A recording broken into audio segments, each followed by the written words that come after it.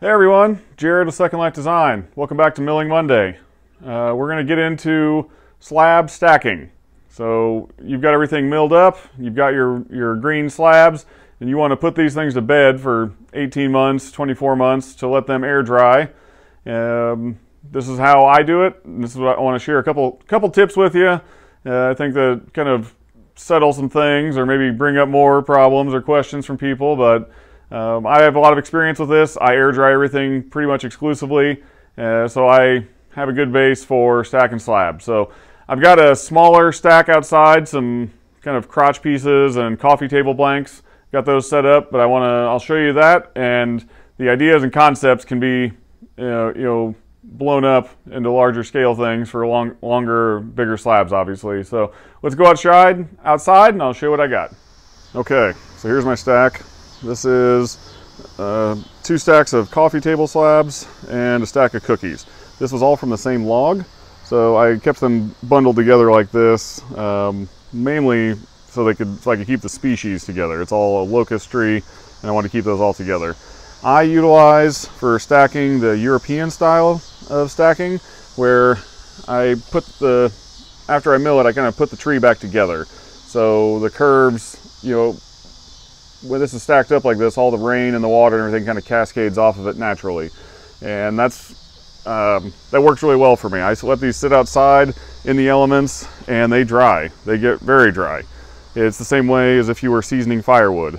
They are going to get some staining in that, but that planes off very quickly, very easily, and it's just in my experience, a very good way of drying slabs. I do sticker everything. That is critical. As soon as you stack these things, they need to be stickered. So that's going to be these 3/4 inch strips of wood in between all of them to allow good airflow between. Airflow across the faces is what's going to dry these things really well. These are really short slabs, so I only have 2 sets of stickers between them. I generally space these out every 24-30 inches. So if I had an 8-foot slab, I'd have 4 stickers under it. It's pretty critical that you keep them pretty much in line. If these are offset, you can impart twist into your slabs. So you want to keep all these lined up as much as you can. And they're gonna have different lengths of them. Stickers are a whole thing that you'll have a pile of them, and then you won't have any because they're all in slabs, and then you break your stacks down and you're gonna have a lot of stickers again. So that's kind of a never-ending thing, but you definitely want to keep them even. As far as the base, I have a lot of concrete cement that I can dry on, so I use just 4x4s because I know it's good and level. You have to have a good level base for this. If you're stacking these out in the yard, use some cinder blocks, stack them up really nicely, get them really level, use some string across them, like some winding sticks, is a woodworking term. Matt Cremona has done he's done a couple of videos on making leveling bases. So that might be something to look into if you want to invest some more time and material into that.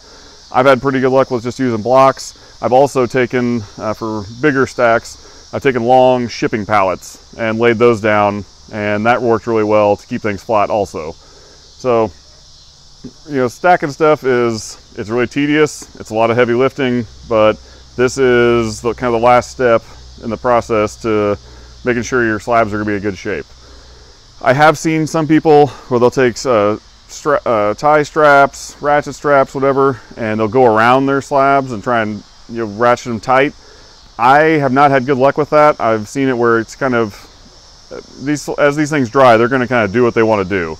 You're not going to stop that with a ratchet strap or something else like that.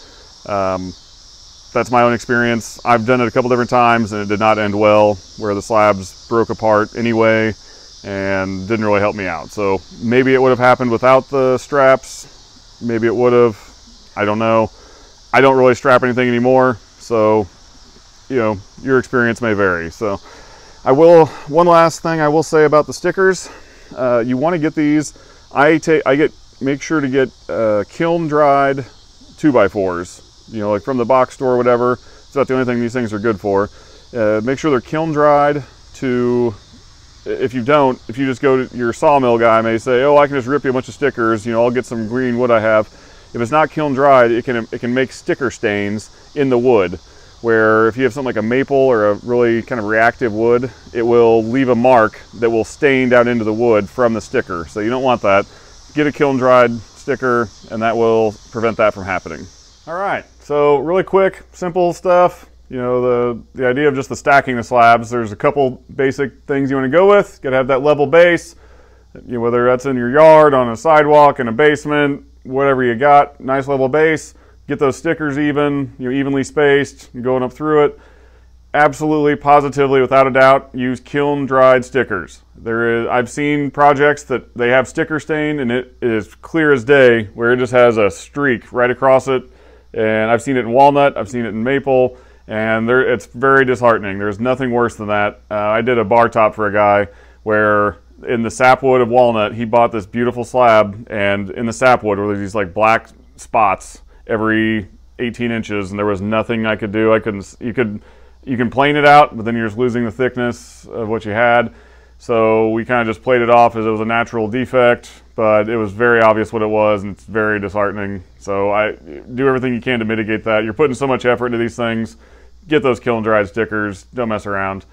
What I was talking about with the strapping the slabs together. You know, if you're using a forklift or something to move them, that may be something you were to keep them all bundled together in that sense. But I think the idea of strapping them together with the thought that's going to keep them flat and everything, I don't know how well that's going to work. These things are, as they're drying, they're shrinking, so that, you know, unless the strap is kept tight, you're checking on it throughout the time. I don't know how well that's going to work. I'm sure people are going to say I'm wrong. I'm just sharing my experiences. So that's what I got, guys. Appreciate your time. Any comments, leave them down below. If you have any more questions for Milling Monday, something you want me to touch on, let me know. Send me a message on Instagram at Secondlifedesign. Drop a comment here. I really appreciate all the feedback. Hit the thumbs up. That really helps me a lot. I'm enjoying doing these. I'm getting many messages on people that they're liking the information. So I appreciate everyone tuning in to listen to me drone on for a few minutes and try and get some more milling knowledge out there. So anything else, let me know. Thanks.